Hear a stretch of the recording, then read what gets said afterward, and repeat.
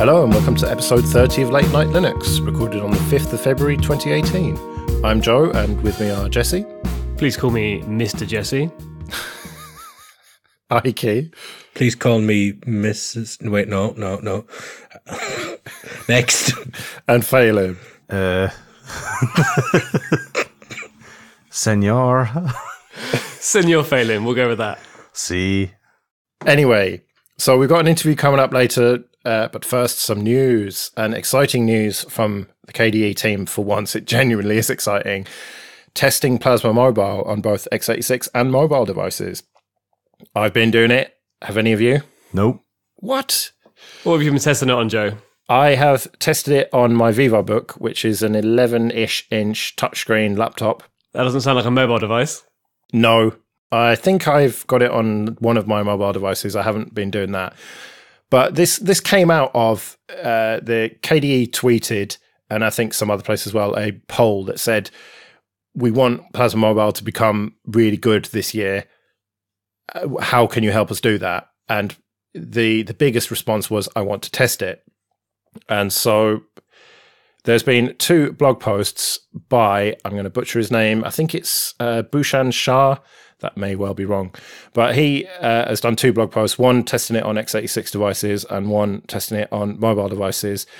And it's a bit more of a ball ache. Well, it's a lot more of a ball ache to do it on mobile devices. So the ISO for x86 is really just easy. You just DD it and boot to it like you would a normal Linux. And obviously it's better if you've got a touchscreen, but there's not really any reason why you couldn't emulate that with a mouse just to test it. So Phelan, you've been lazy. Why haven't you tested this out? Yeah, some of us do a lot of work for a living, so yeah, something like that. But this implies that you don't have much interest in KDE Plasma Mobile then. Yeah, but I've nothing to touch it with on the screen. I don't know, with a mouse, is that really going to work? Oh, I don't know. Kind of a bit, maybe. Oh, it just sounds naff. Can you give us some sort of overview as to how far through this is? I mean, are we talking this is alpha and they've managed to make something boot, or are there apps? Is there basically a clock and a calendar? Where are we? There are certainly apps, but it is also certainly alpha. It's a good alpha is what I would describe it as. It's not perfect, but it's certainly getting there. So hang on a sec. How come you haven't been scathing in your attack? Why would I be scathing? Because you're usually scathing in your attack unless it's the most pristine and perfect thing in the world ever.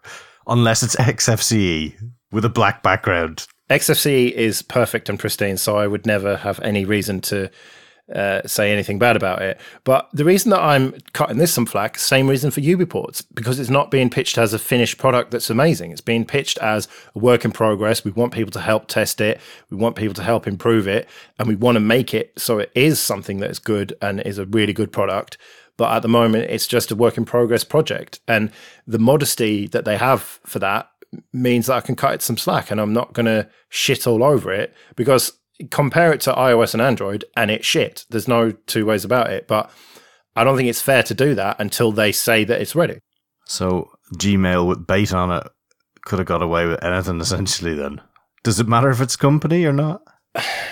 That is a whole different debate, I think. And there is a tendency in open source, a very strong tendency, to just release shit when it's not even finished and then never finish it. And Gmail having beta on it for anything more than the first year or two was just bullshit and marketing, I think. But yeah, I take the point that maybe at some point we have to stop cutting things slack. And we'll get to that at the end of the news. I think when things are released as a product, and that's why I was always so down on Ubuntu Touch when they were selling it in, well, not in shops, but on websites, and you could buy it as a consumer product, and it was shit, then I thought it was an embarrassment to the whole open source free software movement. But if it's just an ISO that you have to manually download and test on stuff, then I think it's fine for it to not be 100%. And that's how we develop these things in this community, isn't it? In the open. So KDE have asked people to test this, and obviously the function of that testing is to get feedback, comments, improvements, what have you. And assuming you haven't done that through the official forums, what would your feedback or critique be? Well, I haven't spent a huge amount of time with it, to be honest, and I haven't given them any bug reports or anything. is something that I tested out sort of quite briefly for about, I don't know, half an hour maybe, and was quite impressed with it and meant to get back to it, and then haven't done that. So I don't think that I've got any great critique for it. I think that since the last time I played with it, it has improved significantly. And I suppose that's all I can say, really, that not much didn't work. There's not that much there still. There are a few apps and they seem to work quite well. And the thing is that, generally speaking, with these mobile OSs, often it'll be the drivers that are a bit shonky and make it shit. Whereas with this, on an x86 machine, you're taking advantage of all of the underlying Ubuntu kernel and Linux kernel stuff that makes it work perfectly on a laptop, and then just sticking this UI on top, and that's why it seems to work really well. So maybe it's unfair to base it on the x86 version because, well, no, I suppose it's not unfair because that tells you what the actual code is, and then it's not just the underlying like Android compatibility layers and all of that shit that's making it shit on other devices. Fair enough. And this must prepare us for the operating system, which is going to be on that mobile phone that keeps on getting talked about. The Librem 5. The Librem, yes. Because they recently came out and said that they're going to do both GNOME and KDE. And so this is the taste that you'll get if you go for the KDE version? In theory, yes, if they ever actually deliver it. And I was talking to Chris on the other show about this yesterday, and we're pretty down on it. That we think they should just stick to one and make it good, because they're also considering UbiPorts as well. And I think that they should not have any of that shit. And if you want a phone that is blobless and runs completely free software, then base it on Replicant or Lineage, and then work on the hardware drivers and everything. And you've got a fully functional operating system with F-Droid and all the rest of it. Loads of apps that are mobile ready. And there's just no point in pissing around with something that is this early. If you are going to do something that's the sort of proper GNU/Linux, then Plasma Mobile is what I would pick, definitely, over GNOME. There's just no two ways about it. It is definitely further along. Or UbiPorts, which, well, Ubuntu Touch, their branding seems to be all over the place. But either way, one of those two, definitely not GNOME. And just because your own OS on your x86 machines is running GNOME doesn't mean that you should necessarily be looking to run it on a mobile device. That's my 2 cents on that anyway. Yeah, I like how you said Replicant without laughing. That's good. Well, what holds back Replicant? Hardware drivers. And the point of this phone is that it's going to have properly free hardware drivers. So what's there'll be no problem with Replicant. Otherwise, it's just basically OSP, isn't it? I thought it was like 3 versions behind. Well, yeah, but that's why I'm saying Lineage or Replicant. You know, if you took Lineage, which is totally open source apart from the blobs, put in not blobs, but actual code for the drivers that you need to make it run, then you'd have something that is totally free software, wouldn't you? And I was speaking to Dalton from the UbiPorts project about this, and he said that, yeah, well, it's not as easy as you think to just run Android on a device. Just because GNU/Linux runs doesn't mean that Android will. But I said to him that it's surely easier and cheaper to make that work than it is to write a whole new operating system from scratch. But there we go. Anyway, we've probably spent too much time on that, so let's move on. So Flightgear is a game that you love, Phelan, because you are some sort of aviation nut. And I didn't even realize, I knew it was available for Linux, but I didn't realize it was a GPL game, which is quite unusual for something good in the gaming world to be GPL. And it's not just a game, it's a proper simulator.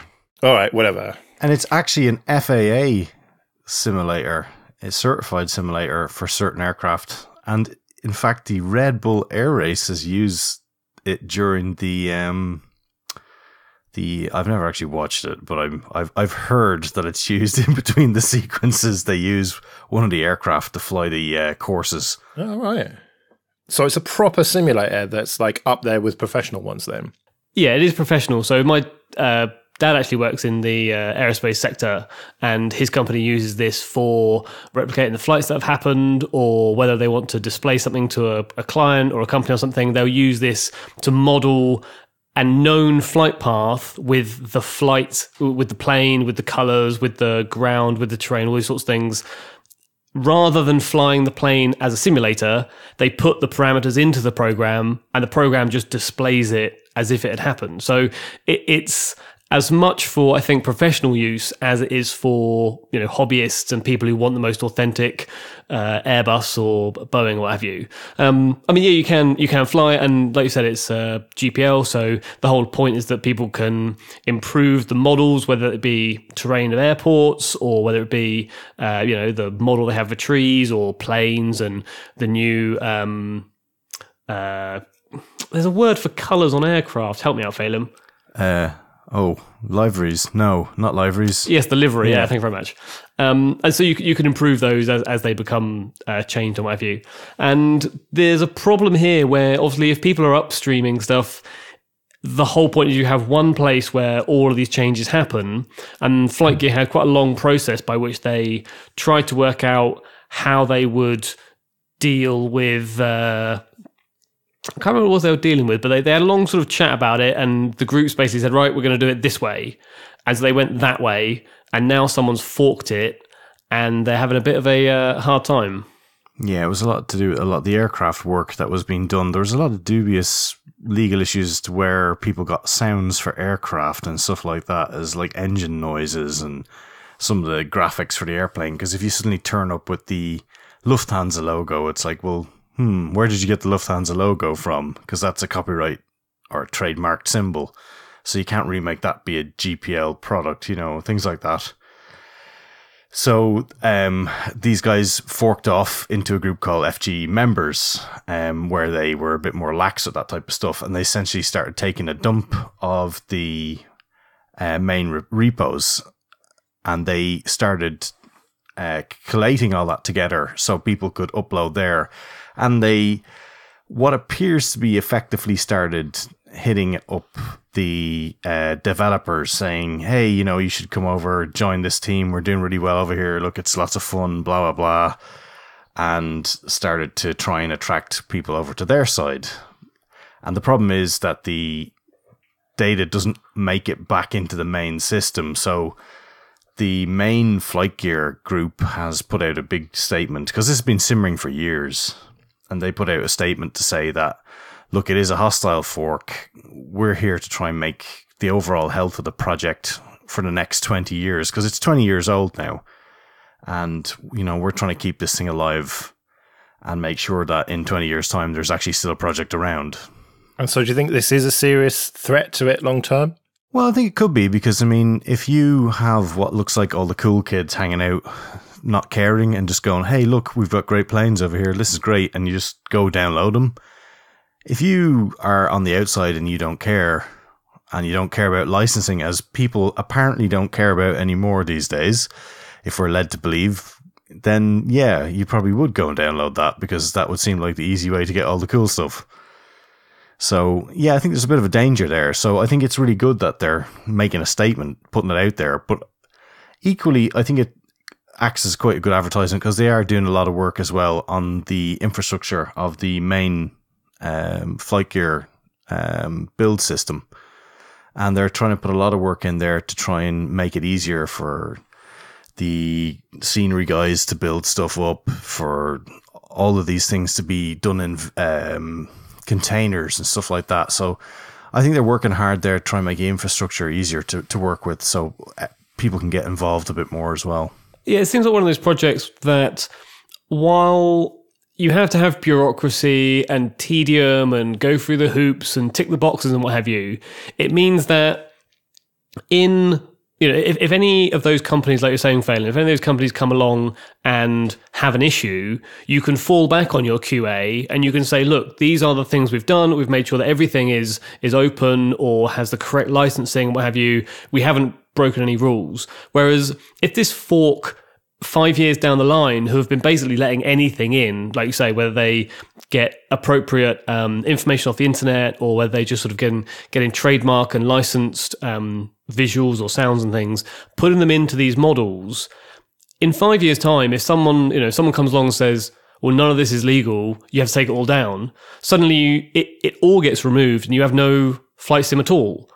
And so it might seem it's one of those things that might seem boring, and actually, later on when we have a discussion with Jono about communities and things, it's sort of part of that as to, it might seem boring for the community to be having to do these things in a very tedious way, but it is the way that the world works, and unfortunately, if you don't follow it, by the book, you may well not have much of a life in the future because you'll suddenly fall foul and have to give it all up. Yeah, well, speaking of boring, I'm bored of that now, so let's move on.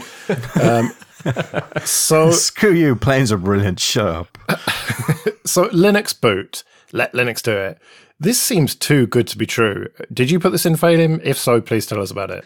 I did, yeah. I thought I was already onto a winner with one of my predictions, but not quite. Alas, it works for about 2 or 3 systems at best, and then may require soldering, I think. I'm not entirely sure, but it's a way to get essentially a system up and running with a Linux firmware on it. Yeah, so replacing the UEFI, essentially. Yeah, essentially, yeah. And there's a really good talk there we've linked to. I mean, it's quite in-depth, far more in-depth than I think any of us can really give it any justice. But there's a really cool set of links there, and there's some video from the 34C3 talk and stuff. But they have some crazy stats there where they got one of their servers that they had that took 8 minutes to boot standard, and they got it up to something like 30 seconds or something like that, which is just crazy. What the fuck kind of server takes 8 minutes to boot? Ones with many cores. Yeah, have you ever seen a HP server boot? It's the most frightening thing to do remotely because you don't know whether you've fucked it or whether it's just fine. Yeah, if you've got full HPC systems, you're talking in the lines of massive electrical draw, you have to notify the utility company before you're rebooting them. This is the level of computing we're talking about. Oh, okay. So this is not just little dual Xeon boxes or whatever. No. Even a standard server, though, is going to take you 5-6 minutes to reboot.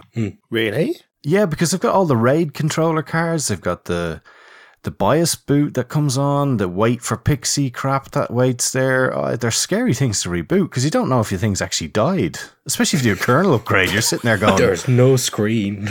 You're sitting there going, do I know the ILO fucking details for the server? Oh dear God, why did I not check that first?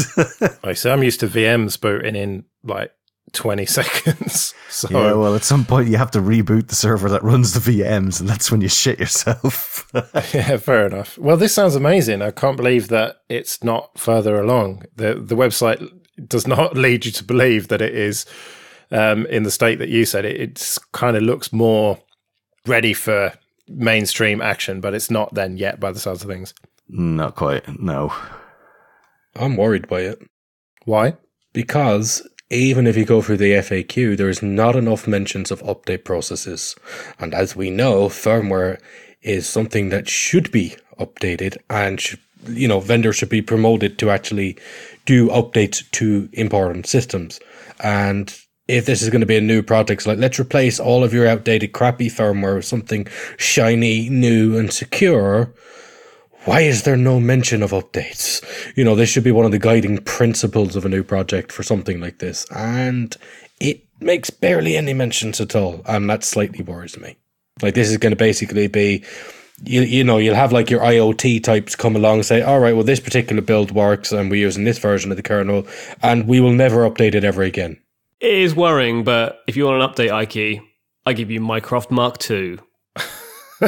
Beans, good for you.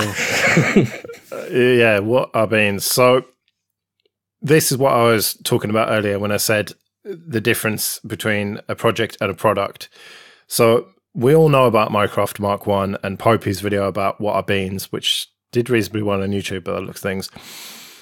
Now they are back with Mycroft Mark II, and it's got a little screen on it, and it's supposedly got these really amazing microphones, and it's looking really good from the promo videos, and it responds really quickly with a human sounding voice.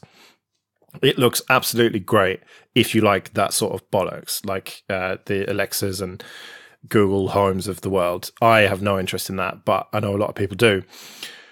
But that's the thing. There are a lot of claims here, and we have seen that they made some pretty big claims with the Mark I. So, well, first of all, let's get this out of the way. Of the people on this show, who is backing this? Right, I thought so. No one. But they've smashed through their goal. They wanted £35,000-ish. That must have been a dollar amount.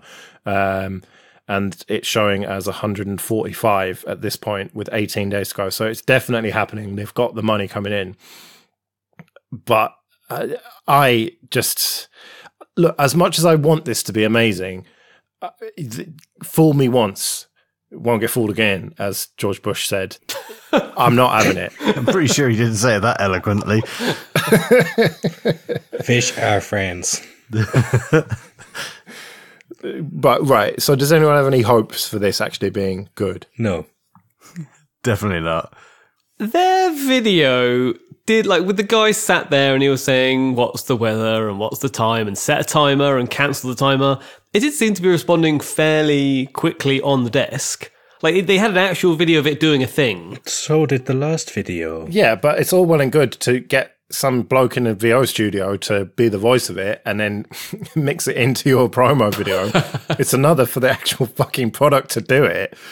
You're saying that they just put a telephone in a box and a guy stood off screen responding with a telephone? Probably, yeah. Well, do we remember the promos from last time? I don't know. I remember a lot of claims, but I don't think there was anything... Well, one of the promo videos had the good voice. Oh, really? Yeah, and obviously that never happened. Like, he didn't actually have the full quality voice in it, ever. That was on one of the promo videos. There was another one where it was responding almost instantly. That was actually the ad that had Ryan in it. The one where the Netflix and chill remark was made towards the end.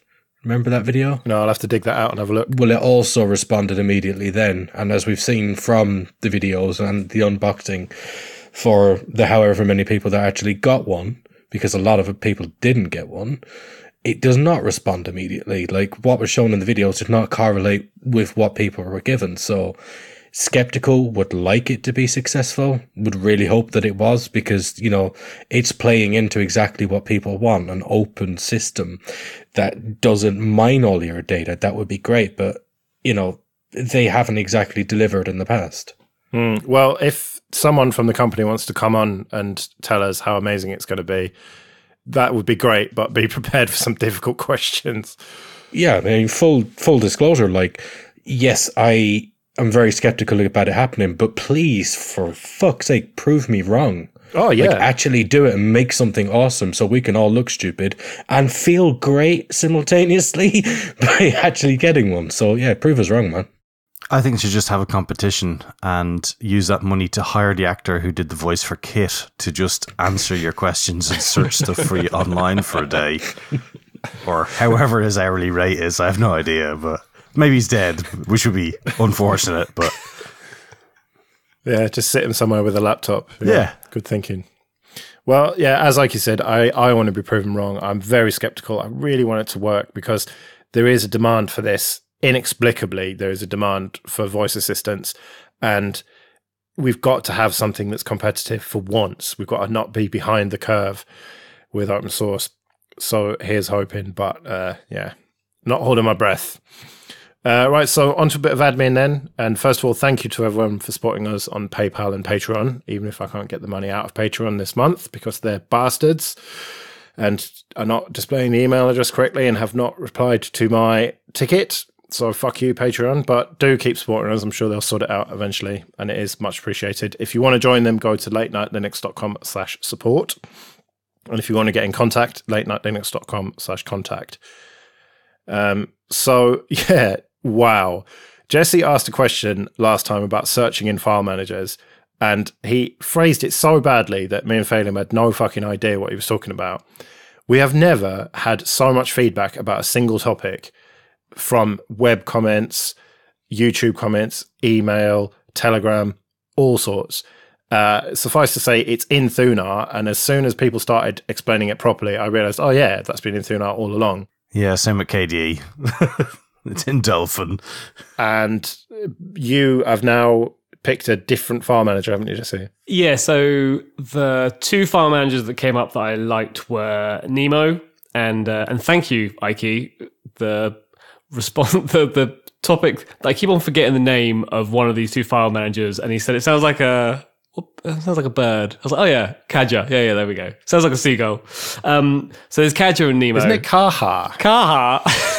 Yeah, I said it was a noise that they make. That's like fucking jalapenos. Okay, fine. Kaha. And Nemo being the fork from the Mint project of files from of Nautilus from GNOME, and Kaha being the fork of Nautilus by the Mate team. Now, they both do this search forward, and many people explained to me what it was called and what you could do. And of those two, I've chosen Nemo. It has a more GNOME look, and that's what I'm going with. It's perfect. Thank you to everyone who responded. There was, like Joe pointed out, many people. And I am tempted to make a quick video of the difference so that everyone can see what it was that I was doing. So that'll be out before the next show. Right. So also, Oggcamp. I completely forgot to announce that. Go to oggcamp.org. It's happening in Sheffield this year in August. Come get your cutlery. Yes, on the 18th and 19th of August in Sheffield. There's usually drinks and stuff on the 17th, the Friday before that. So it's the weekend of the 18th and 19th in Sheffield. Not many details have been released at this point, and I don't think it's going to be official accommodation and stuff, but put it in the calendar and make your plans to make it to Sheffield. It's relatively central to the city. It's not a very big city anyway, by the looks of things. But then again, nothing is compared to London. So I have to trek all the way up north to Winterfell for that. So that should be good fun. I'm sure there'll be more details going forward, and we will talk about that a bit more. And FOSS Talk Live is back. Hey. Yes, it's in the same place, and this is on the 9th of June. It's in Sheffield? Yes, it's in Sheffield. Yeah, no, it's in London, like it was the last two times we did it. So it's in the Harrison pub near King's Cross in London, which is pretty central London. So yeah, put that in the diary, the 9th of June. We don't have a full lineup yet because, quite frankly, we don't know if Ubuntu Podcast are coming back. They're obviously coming back, but they always tease us with this, or we're on a break, we have to go for a curry, blah, blah, blah. But they've said they'll come regardless, so there you go. We will be doing something. Hopefully, Phelim, you will be able to come here, and hopefully, Jesse, you will be able to come despite being a dad at that point. And Dave and Marius and Stuart will be coming, and so hopefully we'll be doing a similar show at the end. And so that just leaves Linux Voice. Now, to the eagle-eared listener, you will know that Linux Voice have not released an episode since last year. I think it was like end of October, November time. I don't know, whatever. It was a long time ago. What are they doing? Hearing the internet? No, they're hearing the podcast, whatever. Anyway. It's a perfectly reasonable phrase for a podcast, talking about another podcast. Except that eagles don't hear very well, so it was a terrible thing to say. Anyway, let's not get bogged down in details. I've been speaking to Graham quite a lot, and the bottom line is this. He said to me today, I said, like, right, what is the official line on this? Because I need to talk about it. And he said, the official line is that, yes, Ben, Andrew, and he are going to do something in terms of doing the Linux Voice podcast, probably with Mike, although maybe not all the time. And they'll probably rename it and host it independently, which is interesting. So they're going to go through yet another name change.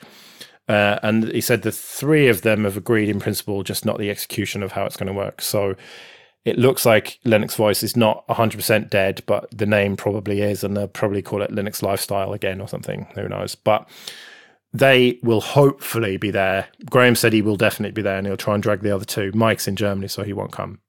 So that is not really very good, is it? That I don't have a lineup yet. I've got a date and a venue, but I don't really want to put the tickets on sale. It's always free to come.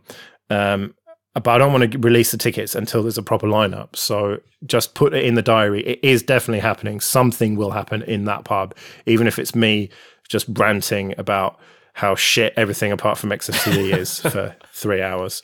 Put them on sale, Joe. Go on, do it. I need a poster and stuff. I don't know. All those international people need to book tickets. Come on. All right, well, I'll put something up. I'll put some details and say, like, line up to be confirmed or something. But yes, 9th of June in London. Be there and be square, much like Bimon Sci-Fi Con. Okay, so this episode of Late Night Linux is sponsored by Entroware.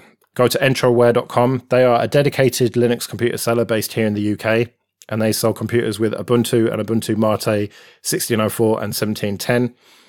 They're a company who cares about Linux. I say it every time, and it's true. All they do is Linux. It's not a side project for them. They sell machines with Linux on them, and specifically Ubuntu. Now, spoiler, I've got one of their machines, and okay, I'm running Ubuntu on it, but I tried loads of other distros first. I think even Solus worked on it. That's how good they are. And they've got loads of laptops, from affordable stuff all the way up to powerhouses. They've got a couple of desktops and even a couple of servers. Everything is configurable more or less, from CPUs and amounts of RAM and storage, so you can really get something to suit your budget. And they deliver to the UK, Republic of Ireland, France, Germany, Italy, and Spain. And if you do buy one of their machines, then do mention us at checkout. There's a little drop down there. You can say Late Night Linux, and then they know we sent you. So go to entroware.com for all your Linux computing needs. Right, so now we've got an interview, which we will hear now. I'm delighted to say that we're joined by Jono Bacon, who is a community expert, author, speaker, and podcaster. So welcome, Jono. Hello, guys. How you doing? Yeah, good, thanks. So you are a self-professed community expert if you look at your website. And we know you from kind of being the Ubuntu community manager from back in the day and having quite a lot of experience with FOSS. But it's not just FOSS, is it? You kind of work for a broad variety of companies. Yeah. No, it's been... Well, I was going to say it's been interesting, but it might be just interesting to me. I'm not sure. For me, it's always been about, getting people to work together and people collaborating in different ways. And I grew up in this, just in the open source world. And, I came to Ubuntu from some previous projects, but it's been interesting building a business around this and working with companies. And whether it's some of my clients are inside banks, they're executive office spaces, there's hardware companies, and everybody wants to get people to work more efficiently together and more effectively together. And so it's I love it, and I've learned a lot since doing it. So is that the side of things that is people working together, or is it they have communities as we would know them in the open source world? It's a bit of a mixture. When I started out doing this, it's a bit weird how this happened, because I wrote this book, The Art of Community, in 2009. The first edition came out, and I never ever planned on really doing anything, any consulting or anything. But I had Deutsche Bank emailed me, and they said, "We've read your book, and we want you to help us build a community inside of the bank." And I was thinking, Deutsche Bank? What? Why would anyone want that? And so I started doing bits of work on the side. And originally I was planning on doing the consulting primarily for building similar open source communities to Ubuntu, to Debian, to Fedora, whatever. But there's been more and more of a demand for communities inside of companies, where, you've got a big company and they're not working very well together. So you build a community to kind of optimize how that happens. But they're all very different. The fundamental element is getting people to collaborate and getting people to work together. But whether, it's very different if you do it for, a community that is wrapped around a service or a developer community. It's different, but the fundamentals, I think, are all the same. Well, you're definitely qualified to answer my next question then. So the reason that I asked you to come on is that I've seen increasingly in FOSS communities, at least, it's easy to deal with when you get a spammer or a bot or something like that. That's easy. It's just ban and delete, and there are tools for that. Yep. But the biggest problem that I have had in trying to manage a small but growing community is the kind of people who are there all the time, very active, and are kind of dragging the community down and making people want to avoid that community. Yeah. But they haven't done anything wrong enough to outright ban them. And so the question is, how do you deal with that?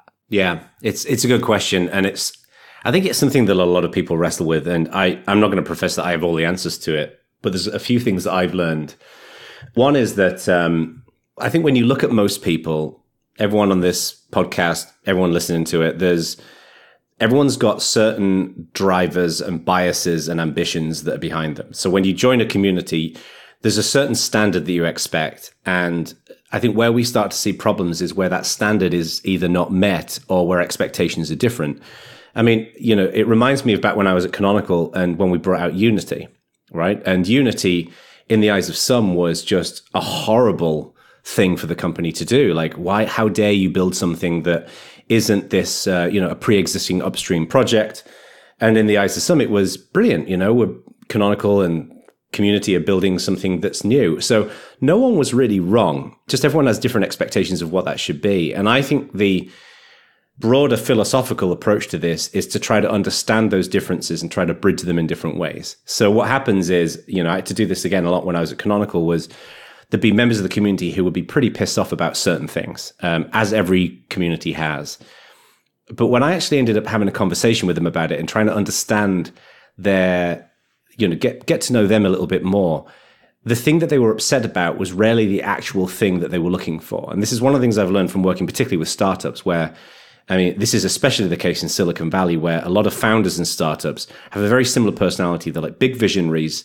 They've got bundles of enthusiasm, but not particularly organized. And invariably, when founders say what they want, what they actually want is something quite different. And I think it's the same thing with communities. So to me, the higher level element here is understand what these people, the priorities, and then set those expectations really clearly. And sometimes that means you have to kind of break a few eggs to make an omelet. You're going to have to set those expectations knowing that you're going to piss some of your community off, but their expectations within that community are not realistic and they're going to be upset anyway. It's variations of how you do that is how you solve that problem. You sounding dangerously like Popey in that his answer to everything is a code of conduct. Well, I wouldn't go that far. I actually think codes of conduct, without sidetracking too much, I think codes of conduct are overblown, because there is this notion that if you put together a code of conduct for a community, that it will fix a series of problems. What it doesn't. What it does is it sets the expectations around what conduct should be. But here's the thing: arseholes don't read codes of conduct, right? I've told this story before elsewhere, but I run this conference every year called the Community Leadership Summit, and about 5 or 6 years ago, we had this incident where I was down there at 6 o'clock in the morning, crawling around on my hands and knees, setting all the AV up and getting everything wired up. And someone came up to me and said, "Hey, have you seen this blog post?" And this woman had basically boycotted OSCON, which CLS is before, and CLS, because of a quote unquote incident that occurred. Now, I wasn't privy to what this incident was, but there was some fire and flames in the comments basically saying it's ridiculous that these events don't have a code of conduct. So I took 2 seconds to basically cut and paste the code of conduct from Ubuntu, which we'd spent quite a bit of time putting together in consultation with the community, and just dumped it on the CLS website. And the person in question and 2 or 3 of her friends showed up, and they were like, "We really appreciate, thank you for putting the code of conduct together, and we're so thankful, blah, blah, blah, blah, blah." And I said to them, I appreciate that, but it's not going to change anything. What will change conduct is the norms of how people should behave and how people lead communities and stuff like that. A code of conduct is one tiny piece of that puzzle. So just stating the expectations to me is the easy thing. It's actually how you enforce that and how you play both an ally to the community as well as calling the community on its bullshit sometimes is I think how we strike that balance. Yeah, and how heavy-handed you have to be as a community administrator or the person who is at the head of that. Yeah. And so where do you see the heavy hand of community administration coming in, and where should you have a community? Is there such a thing as a community that self-orchestrates or self-cleansing? My theory on this is, and this is, of course, this is not backed up with any kind of scientific rigor, is that in every 100 people, 10 of those people will produce most of the work, the content, the material that the other 90 will consume, right? So if you look at the broader open source community, about 10% of it, I would argue, are actually producing the open source software that most of us tend to use. And I would say 1 in every 100 are people who are kind of like the heart, the soul, the leadership, like the voice, like the rock stars that really make things tick. And these are not necessarily the high profile names like Linus Torvalds. It's the people who are just making things happen, the people who are on the ground. And I think when communities have a number of those individuals, they tend to tick over pretty well, so long as they get the right balance and they understand the expectations of what the community should be doing. when you lack that leadership is when I think you start having problems, because it basically turns into Lord of the Flies, where people just start throwing stuff at each other. And I think you have to have somebody who is known and trusted by both the community, and if there's a company involved, by the company as well, to be there as an advocate for the community to the company and advocate for the company to the community as well. Like, again, just using my example of Canonical, when I was there were a number of cases where I would have meetings with leadership at Canonical, and I'd say, you know, what we're doing isn't the right thing. Like, we have to make a change. Like, this is not fair to the community in some regard. And there was never malice behind why that was happening. It was just, you know, certain things weren't considered. And as a company grows, few people have got experience of communities. But in the same way, there'd be numerous times when I was in meetings or calls or ISC discussions with members of the community, and they'd say, look, you're being ridiculous here. Okay. Like, and I think you need that honesty on both sides. Invariably, I think where we have problems is when you only see honesty on one side, but you don't see it on the other. Yeah, that's easy from Canonical's point of view, because while you rightly say that there's various people who use Ubuntu and what have you that disagreed with some of the steps that Canonical took, they are at least an open source company. They're producing open source software. The community goes hand in hand, and the general view is that they have the right attitude. Yeah. But the idea of a community around a proprietary software or proprietary hardware must be a lot more difficult to earn that trust or get that sort of community to back them. Yeah, I think it is. And I think a lot of this boils down to the perception of the intentions of the organization, right? So one of the things I learned earlier in my career, and it's been an incredibly helpful thing as I've proceeded, is that when you work for an organization that has a community, or you're in the inner circle of a community, you always have way more information than the rest of the community. So like when I was at Canonical or GitHub or Xprize, wherever, or with my clients, I know the people, I know the founders, I understand their motivations. You know, I've been out and had beers with them. I have to measure them as individuals, and therefore I'm able to see the bullshit, but I'm also able there to see the intention and the potential. And I think when you don't have that, one thing I think we've learned about humans is that when you don't have the information available to you, a lot of people just make it up, right? So I think that's the difference, is that when you look at these storms in communities, in many cases, it's because it's that the people who are critical, they don't have a sense of that context. Like, I don't want to keep going back to Canonical as an example, but given the furore that there was around Unity, to me, Unity was never really much of an issue because I knew the development team, I knew Mark Shuttleworth, I knew the leadership of Canonical, and I knew that it was well-intentioned. So I could justify it. But if you're just a typical Ubuntu user or a casual contributor and you don't know those people, it could be easy to see problems in that. And I think that's a key thing with proprietary communities.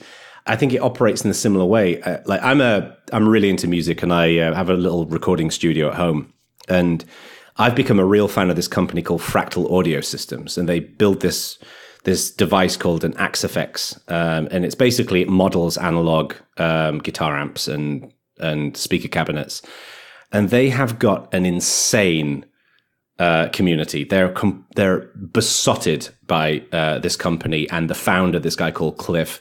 They're completely proprietary. None of it's open at all. They have no open APIs for how to build applications using it. Like, it's completely closed source. But the community is incredibly passionate, and it's because consistently Fractal Audio Systems, they put these boxes out there, these Axe-FX boxes, but they'll like the Axe-FX 2, they'll release 20 firmware updates over the course of its life. There's a consistency in always improving the experience for their customers. So even though they're proprietary, the community really has a faith and a belief in the company. They have a faith and belief in the intentions of the company. They're clearly a little company that does really good stuff. And I think that's to me the critical element. So with regards to the community, how would you look to push new leadership within it? You know, if you start a project, you want someone to kind of take over. You don't always want to be the chief in charge. You want someone to sort of take over. Yeah, it's a really good question.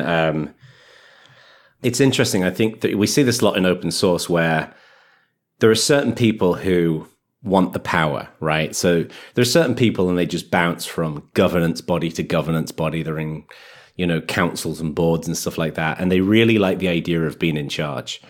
And then there are people who just want to do stuff. They just want to write code. They want to do testing. They want to write documentation, whatever. And in many cases, those doers are actually the people who are the real leaders. So to me, the way in which you source your leaders is to this is going to sound like a horribly management thing to say, but you set everybody up to be successful and then see which people naturally succeed in doing that. Like, who are the people who are able to, for example, write great code, do good code review, mentor people when they get started? Who are the people who are very active in answering questions when new developers join the project or deal with controversies? Those people who are just good doers, in my mind, in the open source world, is what you need more. People who can write great blog posts, that's important, but one of the things I've discovered is that the very best communities are populated by the people who are actually members of those communities, not representatives of those communities. So if you set people up to be successful, then what happens is those people will naturally bubble to the surface. But I think you've got to be intentional about it. You've got to go out to people and say, I think it would be cool if you did this or if you did this. Just expecting people to do that of their own volition, that's less common, I think. But you've got to find someone who can bullshit a bit and spin things positively. Right. That's a skill in of itself, isn't it? Yeah. Well, I think you need somebody who can, I think people operate at different Zoom levels, right? So I mentioned Silicon Valley founders earlier on, like their Zoom level is very much zoomed out. They see these big pieces and how they connect together. Like if you look at someone like Elon Musk, he looks at, we could build an electric car and we could produce this battery technology and we could tap into these markets, and they're like big expanded thinking. But then when you get somebody like this guy who I was reading about last night, who works for this company, Fractal, who writes DSP code, like he is very much zoned into that specific piece. So I think every community can benefit from having someone who can look at that zoomed out potential. The problem is if you zoom out too far, then you get a bullshit artist. you get people who just read self-help books and and fall into other people's arms and walk on hot coals and stuff like that. So you need zoomed out, but with an understanding of the day-to-day as well, I think. That's a very good description or metaphor for those things. That's very useful ones to have. So taking it back to the Linux community, so Joey Snedden, who writes for OMG Ubuntu, he tweeted earlier this year saying, I think the Linux community is probably the most toxic one that I'm a part of, full of anger, resentment, and dick-sizing. And I wonder whether that rings true with you. What's your thoughts on that? And also, having seen some, more communities than the ones that we're sort of a part of a bubble of, whether you think it is true that the open source Linux community does have that problem. I think parts of it have that problem. I mean, I think people are people, right? So if you take a cross-section of society, the attitudes in that cross-section will be broadly applicable in open source. I think there's a couple of components to this. One is their humanity is, I think, closeted when they're online. So there are people who are they're just dickheads when they're on the internet. But in person, they're very, very different. The gaming world has been riddled by this, horrible individuals who are not just being, rude and mean to each other, but, swatting people and stuff like that kid who got busted recently for it. Yeah, there's also competition in that world. So I think that does flame things a bit more. That's a good point, yeah.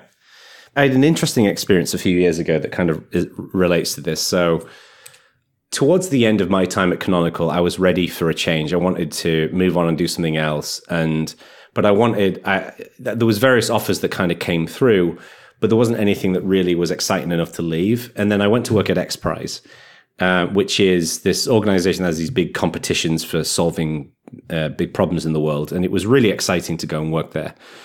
But what was interesting is that X Prize is not a technology company at all. Right? They don't really know anything about open source. They don't really know much about technology. They build competitions.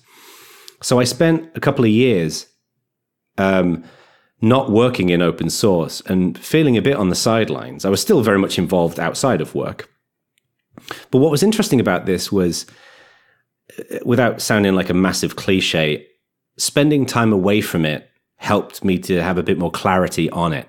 So, you know, in the XPRIZE world, XPRIZE is a wonderful organization, but there was a lot of talking and in some cases, and not necessarily as much doing. And one of the things I love about open source is, you know, like one of my best friends, Stuart Langridge, I'm sure you guys know, him and I over the years would have a harebrained idea about something. Let's make an audio multi-tracker, and then we'll design it and we'll write some code and you know, just try it and put it together and experiment.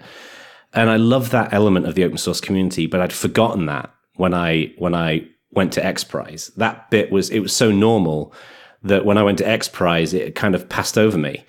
And then being out of that, you know, working day to day, it made me realize, again, without sounding cheesy, how special that is. And that's why I wanted to kind of come back closer to the technology side, is that there is this amazing pragmatism that exists in the open source world, where people have ideas and they just do it. And there's a personality in the open source world that I think of, and there's hundreds of people that I know who are like this, where they're not massive self-promoters. They're just good engineers. They write good code. They like to have a beer in the evenings. They're just easy to get along with. And so I think that sometimes when we've been in it for a long time, I know Joey's been doing OMG Ubuntu for donkey's years, sometimes we lose that perspective. And I'm not saying that Joey's wrong, but I don't think it's necessarily as bad as he might say. You're a diplomatic fucker, aren't you? I try. I mean, you must see that toxicity in the Linux community. Oh, yeah. Like, it's a vocal minority of people who just want to just be negative about everything and just want to attack. I mean, you talked about Unity, like people who just attack them for that and then attack them for dropping it. And, you know, there are people, and, you know, that's what Jesse was getting at there. Is that something that you see outside of FOSS bubbles? I think it exists in many places. Like, I just think that, you know, bear in mind that with open source and free software, everything is out in the open. Everything's visible, right? Everyone's dirty laundry is hanging out there. I think you see this kind of stuff happening elsewhere, but it's behind closed doors. I mean, look at every company has got passive aggressive people. Have got people who are cynical about everything that the company tries to do. I don't think this is particularly unique to open source. I just think it's more visible. And in my mind, in recent years, I've become more and more of a stoic, like this philosophy. And my view is, frankly, I just don't give a shit about those people. Like, if you're going to be ultimately negative about anything, go ahead, go and hang out and be negative. I'd rather spend my time with people who are more positive. So I just ignore it. I just ignore the noise. Because it's not constructive. It doesn't get anyone anywhere. So I think it does exist. I don't think it's especially unique to open source. There is, as a tiny example, there is one of my clients produces a video game designed for quite young people, and you should see the toxicity in that world. It's horrendous, and they're not open source. So I just think it is what it is. But you say you ignore it, but how can you ignore it? Returning to my original question to you, when it drags the rest of the community down, you can't just turn your back on it. If it's when I say ignore it, what I mean is I ignore it at a personal level. Now, from a leadership perspective, you can't ignore it. You got to deal with it, and I think you have to take a pretty blunt force approach to it.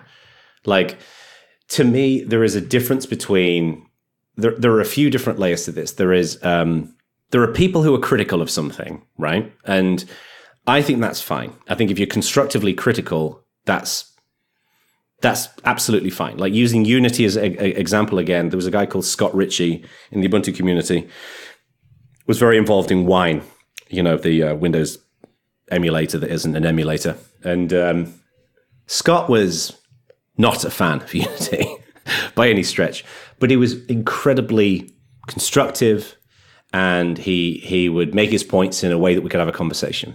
And we all respected him for that. And then you get some people who were just whingers.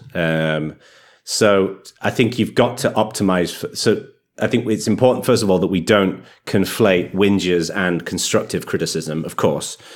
But the other thing as well is, this is where I think moderation plays a role. Like, If somebody is whinging and being rude and disrespectful, you have to block those people out. You have to get them out of there because it becomes a toxic environment. Now, this was hard in open source originally because so much activity was happening in mailing lists and IRC channels. So moderation is hard in mailing lists and IRC channels. It's pretty blunt, right? You're basically booted out if to be moderated. Whereas today with things like Mattermost and Slack and Discourse and stuff like that, you can moderate people much easier, I think. But you've got to deal with it. Otherwise, if you let it fester, it does cause problems. I'm not denying that. But what if you try and deal with it and you try and have a word with the person, the individual, and they just don't get it? But, you know, there's a few people I'm thinking of, right, who have not done anything wrong, but they just drag it down. And you try and explain to them why they've done that, and they just don't get it. It just goes over their heads. Yeah. And you feel like you're a bit of a dick for just outright banning them from whatever it is. I mean, mostly the Telegram channel is kind of, the Telegram group is what I'm thinking of. That's our kind of main community hub. Yep. But like so you can't really ban them. And once you've tried to speak to them and they haven't, and they're still hanging around doing the same stuff it's not, you know, they're not dropping N-bombs and being racist dicks or whatever, but they're just sort of doing stuff that just drives people away. And I just find myself just tearing my non-existent hair out trying to solve that. I think that's the tricky thing is that, you know, in those layers, there's people who are constructive, right? There are people, so constructive criticism is something we should encourage, and to me, people who are complaining, particularly in a constructive way, is a sign of community success because it shows that the community really cares about what's happening. Marilyn Manson once said this in an interview years ago. He said, like, if I produce music that no one disliked, then I'm not making an impact. So we should encourage that. Then you've got people who are just outright racist, sexist, homophobic, transphobic idiots, right? And those people you deal with the ban hammer. Give them a couple of warnings, get rid of them. The tricky thing that I think you're referring to are those people who are just annoying. Yeah. You know, and it's difficult because there's not, I think, a lot you can do about that. I think you can, to me, the best approach to that is basically mentoring as best you can. Every community that I've been involved with has had those people. And the approach that I've tried to take with this, which has worked generally, but it takes time, is to sit down with those people and say, look, I want to understand what are the goals that you're trying to get out of this? Like, what do you want to see happen? Because the current approach that you're taking is not solving the problem. Like, it's not accomplishing your goals in the way that we're doing this. And then also to be honest with the way that they're perceived. There was one, I've told this story before, so you may have heard it, but there was one guy in the Ubuntu community who was incredibly critical. And what started happening is when I go to Ubuntu developer summits and I'd be hanging out with people, particularly when I was hanging out in the bar with people, his name would pop up in slightly sarcastic circumstances. Like, no one ever came out and said anything bad, but they'd like start referencing him more and more in a negative term. And I called him that like the week after I started noticing this, and I said, I just want to give you this information. It's just, you're being perceived in this way. He had no idea. He had absolutely no idea that view of him was growing. And his behavior started changing after that. But it needed mentoring, it needed guidance. And the tricky thing is that when you have a big community, the number of people who need the mentoring, the number of mentors that you've got are not necessarily the same number.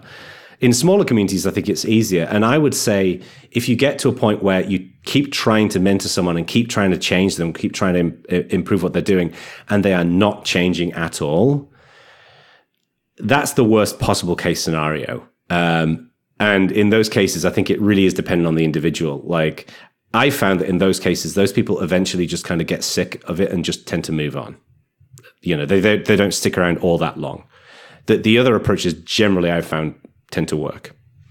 It's rare that I've seen it get to that point. So fair enough. Well, there are people in our community who are just like at that point that you've said, I've tried everything, and it's maybe I'm just not enough of a mentor and leader or whatever. But like there are people, I'm not going to name names or whatever, but there are people who, of course, yeah, who just are dragging it down. You said annoying. I think that's a good word, but I don't feel I can ban them. But they're just every time they're there on the channel or whatever, like they other people just avoid it. And, you try talking to them and they just don't get it. Well, the other thing as well is, and this is very dependent on the specific community, but I think another element to this is in the design of that community is communities are social environments, right? And everybody, with no exceptions, everybody in some way adheres to social norms. So the other question here is, how do you structure that community in a way that incentivizes and encourages the kind of behavior that you want to see, and disincentivizes the bad behavior? So it again, this is very specific, and it's easier for new communities that you form because you can put those norms into action at the beginning. But if you want to convert an existing community and put things in place where you can incentivize the right kind of behavior, it takes the time to transition over to that. You can't just do it bluntly, otherwise everybody gets their pitchforks out. So to give you a practical example, this is a project management tip, which is if you're working with a team of people and everybody's got to do certain things to get stuff to be done, like to complete a project with lots of people involved. If you track all of those work items in a shared, what I would call a sacred document, something that you refer to every week in team meetings, and all of those actions are listed and the assignments to those actions are listed, and you have a status column with bright green for done, orange for, behind, red for not done or massively behind, that social shared document will mean that people they're more likely to get their stuff done because they don't want to be in that meeting, which is a enforced social setting. They don't want to have their name next to something that's red because it kind of it makes them look bad.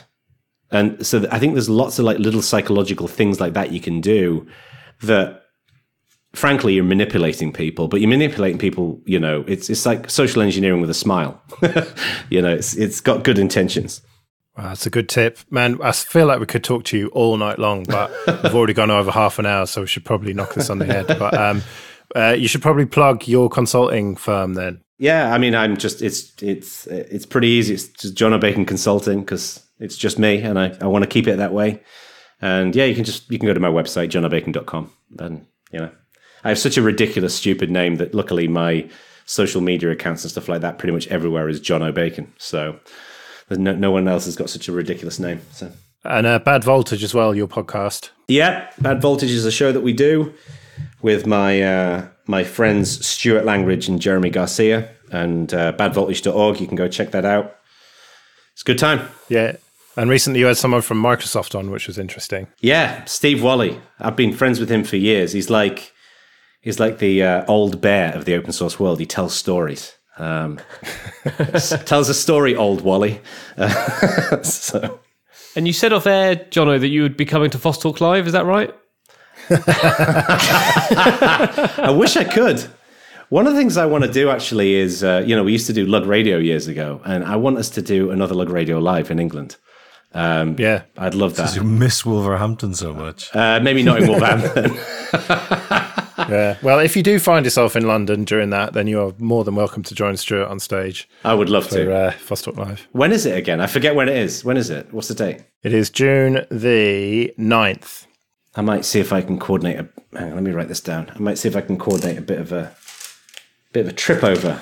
Yeah. Well, it'd be good to see you, man. Yeah. It's been a long time. Yeah, it's been a long time. I'd love to come over and see everyone. So, and thank you for inviting me on, Yeah, it's been good to have you, man, and hopefully speak to you again very soon. Likewise. Cheers, fellas. Well, it was definitely good to hear from Jono there and, get a more qualified perspective on the ins and outs of community management, because it's not all as clear-cut as it seems. On the surface, it's just people. Well, people are complex, and it turns out some people are better qualified to understand that than others. So definitely took a few tips on there, and I'm glad you guys actually asked the interesting questions. And I'm sorry I couldn't be there. Yeah, the only one I asked was yours. Yeah, I contributed something, but no, it's definitely good to have him on. And, if you're going to get anyone to talk about community, well, you get the guy that can't stop saying it. So. Yeah. Self-professed expert, as I said. Well, he is, isn't he? He's been around it for long enough. He knows his stuff, let's be fair about it. He knows what he's on about. Yeah. All right, so that brings us to the end then. So we'll be back in a couple of weeks. And until then, I've been Joe. I've been Jesse. I've then been Phelan. I now have then this time been Ike. See you later.